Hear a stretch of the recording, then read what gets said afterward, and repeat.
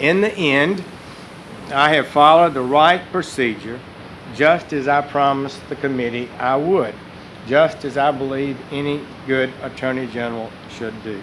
And a proper decision, I believe, has been reached.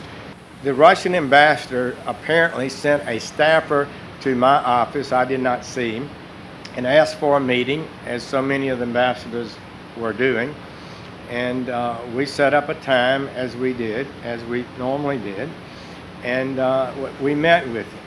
Two of my senior staffers were there, and maybe a younger staff or two, and they both retired Army colonels and not politicians, and we had we listened to the ambassador and to what his concerns might be.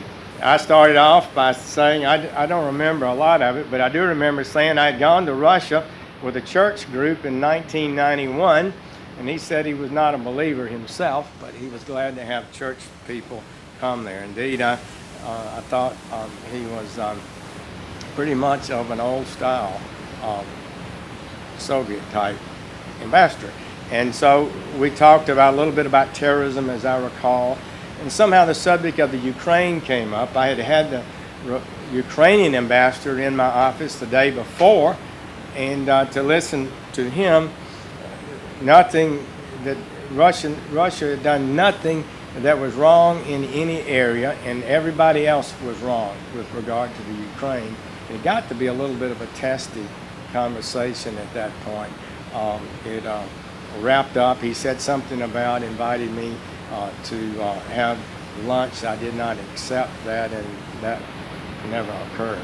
I don't recall, but most of these ambassadors are pretty gossipy, and they liked, this was in the campaign season, but I don't recall any specific political discussions. I was taken aback a little bit about this brand new information, this allegation that surrogates, and I had been called a surrogate for Donald Trump, had been meeting continuously with Russian officials, and that's what it struck me very hard, and that's what I focused my answer on.